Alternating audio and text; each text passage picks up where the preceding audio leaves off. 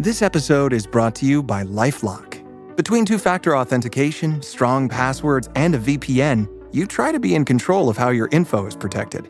But many other places also have it, and they might not be as careful. That's why LifeLock monitors hundreds of millions of data points a second for threats. If your identity is stolen, they'll fix it, guaranteed, or your money back. Save up to 40% your first year. Visit lifelock.com/podcast for 40% off. Terms apply. The Red Apple Media Podcast Network presents This is Protecting America. Now, here's Emmy-winning journalist Rita Cosby. And welcome to another edition of Protecting America. I'm Rita Cosby. Senior Israeli officials say that the war against Hamas is not going to wrap up anytime soon. In fact, they now say that it could continue for 7 more months until the end of the year. So where is the battle headed, and what role has President Biden and his administration, and their often wavering of our ally Israel, had in prolonging the war against terror? Well, joining us now to discuss this and so much more is Lieutenant Colonel Tony Shaffer. He's a retired Department of Defense intel officer, also the president of Project Sentinel. Tony, great to have you here. Rita, always a pleasure to join you. Thanks for having me. Is it possible that the war could continue for a lot longer, and why? For two primary reasons. First, you outlined the first. The Biden administration, who's been reluctant to use a kind term to do what's necessary to help the Israelis achieve clear and specific military objectives, and that objective is the defeat of Hamas. As long as Hamas exists in some form, the Israelis cannot afford to stop. I mean, I don't know how to make this any clearer to those who have any sympathy for the Palestinians at this point, but just 2 days ago, there was additional rockets being fired from the Gaza Strip into Israel, and they're supposed to be like on their heels. Well, apparently they're not. So this indicates to me that there are still elements who are very active within the Gaza Strip who are willing to do anything to continue to inflict harm on the Israelis. So they got to end that. And yet the Biden administration has not been providing the weapons necessary, and more importantly, they've been actually aiding and abetting Hamas on the world stage in the information warfare arena. Every time the Biden administration takes a half a step, doesn't do what's necessary to protect the integrity of the IDF operations, that gives aid and comfort to Hamas and to Islamic Jihad, who is another terrorist organization now operating within the Gaza Strip, and ultimately the Iranians. And that brings me to my second point of why it's going to take that long. The Biden administration is literally funding both sides of this war by relief of sanctions, upwards of $30 billion worth of relief, plus freeing up funds that were frozen of the Iranians. They have now provided upwards of $30 to $40 billion of resources for the Iranians to use. Those resources go to Hamas, to Islamic Jihad, to the Houthi and others. So when you have literally the greatest superpower on the planet sitting the fence, playing both sides, the Israelis are left with no other choice but to continue to work to prevail in this war.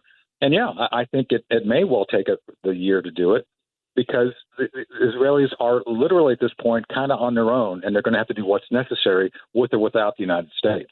How much more complicated does that make it for the Israelis? Because not just from a military, but also obviously, as you bring out, optically too, when you see the president of the United States waffling. Well, it's resulted in two indictments, essentially, one against the leader of the Israelis, against Netanyahu.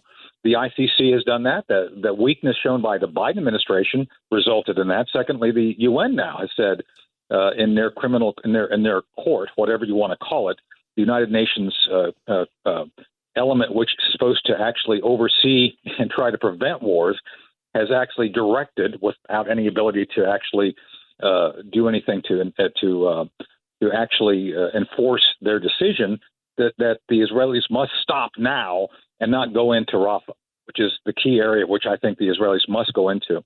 So those those things happen.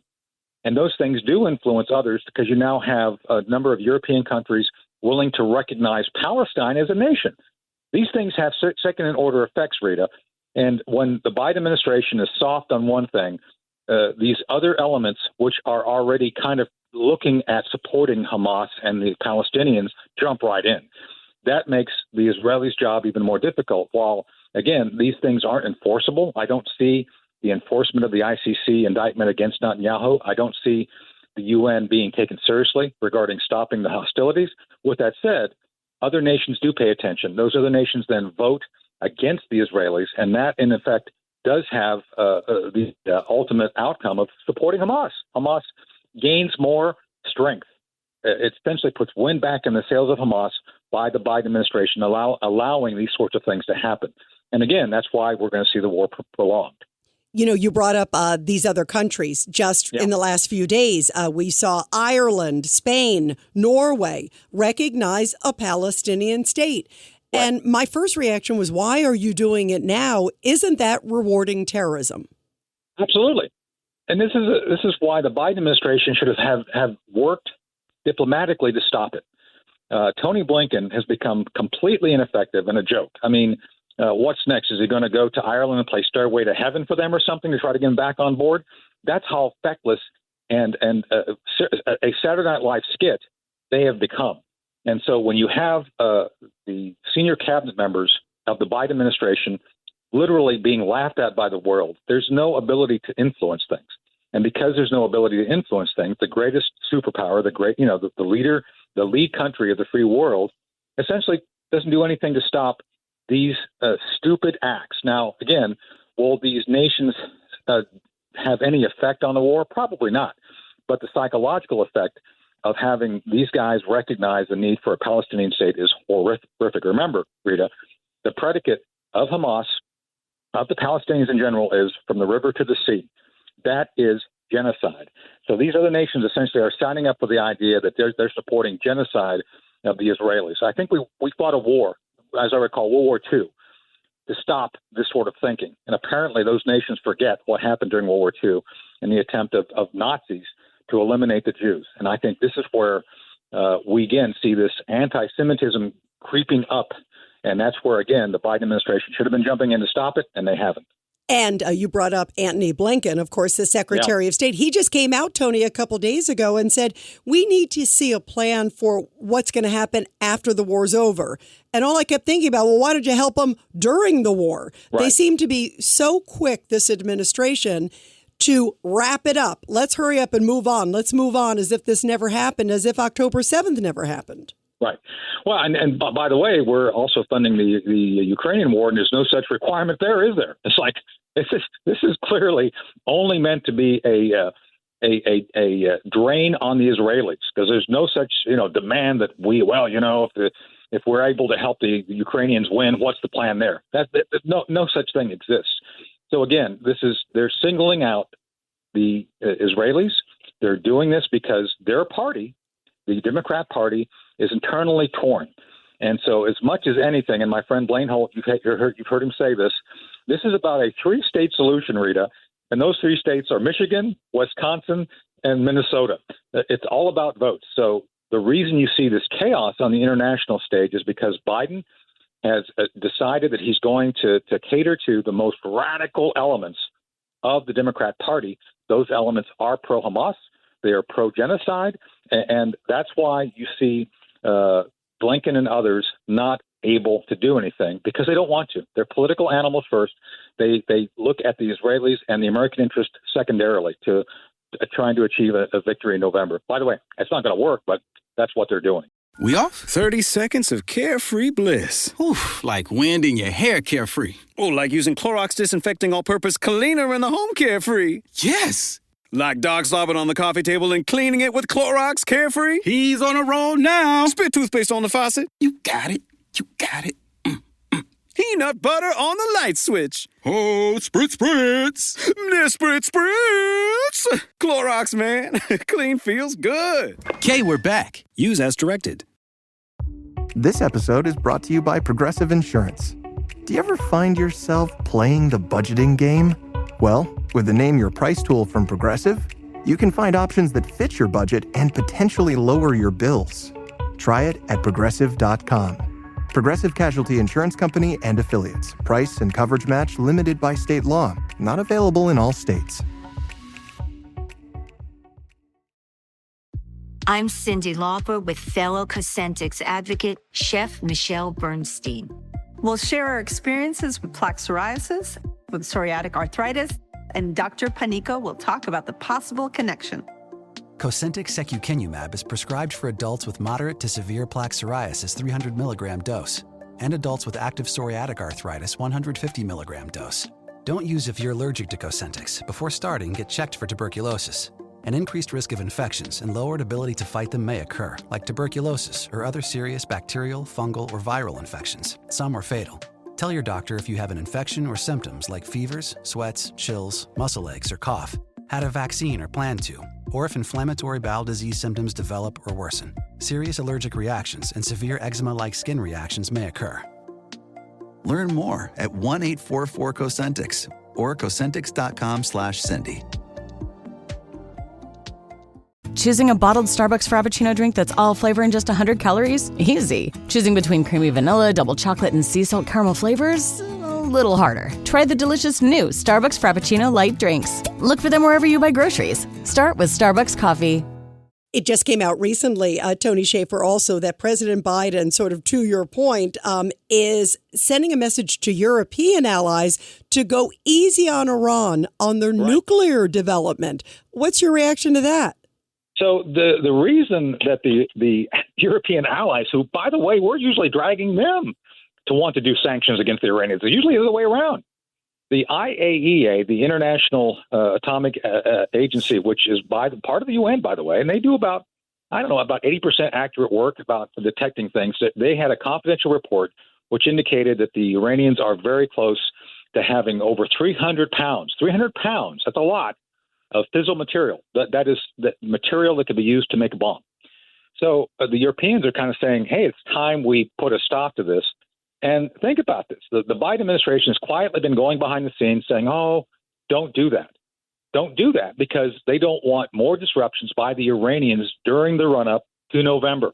So again, this all comes back to domestic politics and doing things to compromise the security of the world, not just the United States, of the world. Because a nuclear power in the form of Iran would be a bully to those around them in the region. And I don't think anybody has thought this through, at least in the Biden administration. The last thing we want is a Middle East arms race, which results in nuclear exchanges. Remember, we've seen this movie before. The Pakistanis and Indians developed nuclear weapons and were ready to use them against each other until we were able to jump in and stop that. We don't want the same thing between Saudi Arabia, the Sunni, and the Shia, the Iranians, because that's inevitably what would happen. And the Biden administration has fecklessly, and I think with only regard to domestic benefit, that is to say, they're trying to keep the Iranians from doing more mischief, to put them in a bad position. They're compromising the long-term security of the region. How far away do you believe Iran is, Tony, from what you've seen and what you've heard from a nuclear weapon? Yeah. So this is my belief is they have nuclear weapons, but they can't deliver them. I believe, based on sources I find to be very credible, they took delivery of a couple of nuclear weapons years ago from the North Koreans. And oh, by the way, the North Koreans, who have been acting out as well lately, are helping the Iranians do something which I'm very concerned about. It's called miniaturization. So it's not so much they have the material, Rita, it's how they are able to take the material and shrink the warhead down to fit on an ICBM, on a nuclear missile.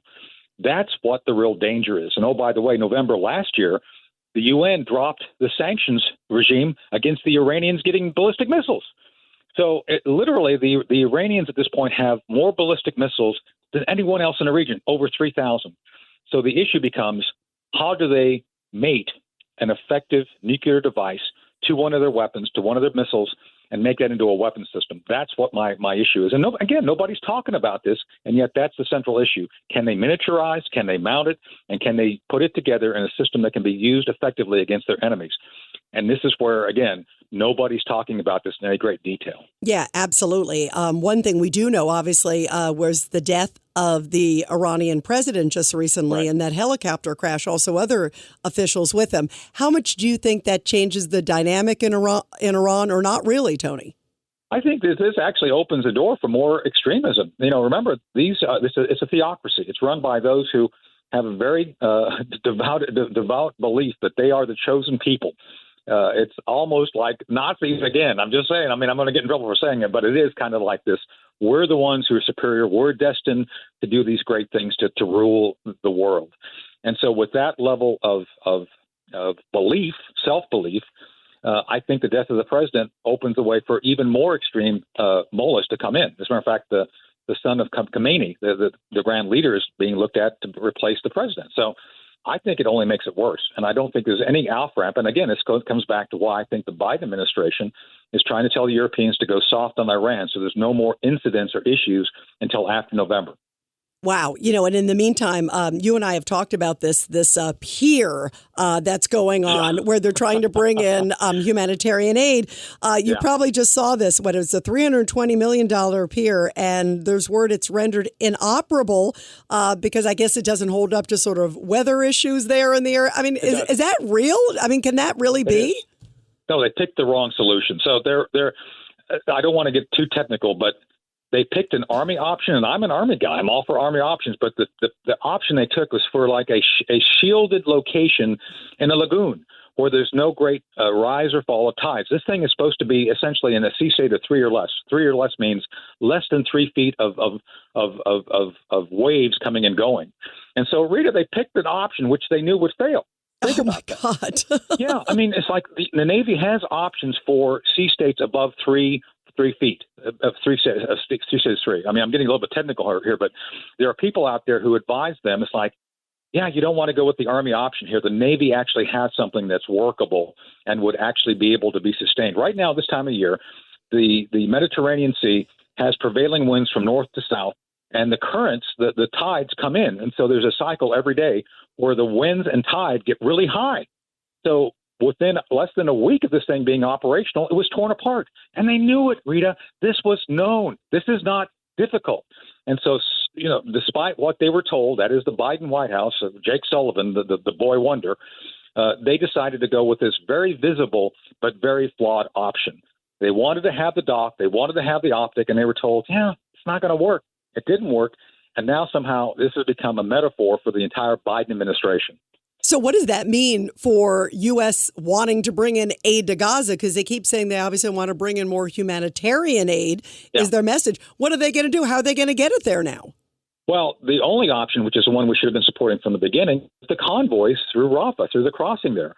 We should have offered to work with the Israelis to enhance security of those convoys. No, by the way, the moment that stuff gets within the interior of Gaza, Hamas takes it. Right. And the same was being done with the shore thing. It's like as soon as it gets into the interior, we lose control. It goes to whoever Hamas decides, not to the people who need it. So this has all been one large virtue signal that was not meant to have any effect. It's only supposed to be for the media to look at, not to actually provide any relief to the people. And by the way, a quick note on that thing. Within the last 30 days, they delivered between 40 and 50 large containers worth of resources. Now, you see those big containers on the back of train cars going, these things are 53 foot. So they delivered about 50 of those. Rita, on a good day in a commercial facility, they actually literally will move and provide an order of magnitude more of that on and off ships. So this is all not meant to actually help anybody. This is meant to put on a good show for people to take pictures and believe somehow the Biden administration's benefactor, they want to make themselves look like benefactors, and yet it absolutely does nothing. It prolongs the war and prolongs the suffering of the Gazan people for what it's worth. Wow, that is really stunning. And obviously, like you just said, it prolongs the suffering. Yeah. And also think about the price tab. I mean, there's so many issues here. 400 million. Wow. 400 million and counting. Wow. Tony, you think it's important for Israel to go into Rafah. Explain why. I do. So at this point, there's at least 2 battalions of Hamas fighters still there. As I mentioned, there's actually been rocket attacks from Gaza into Israel. They're still firing rockets despite all of the efforts to stop that. Until you go in and cut the cancer completely out, you will see it come back. So the idea of a ceasefire, the idea of allowing for everything to kind of go static where it's at will only prolong Hamas and its ability to regenerate.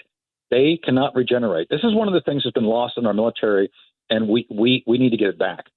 We defeated Japan in World War II. We defeated Germany in World War II. They were defeated. They knew they were defeated.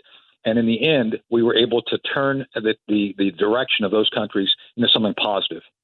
Rita, until Hamas is eliminated, the Palestinian people will continue to gravitate back to acts of terror and the belief that somehow eliminating the Jews and the Jewish state from the world is something they need to do. They need to be that premise, that prerequisite of being, for a Palestinian state has to be removed.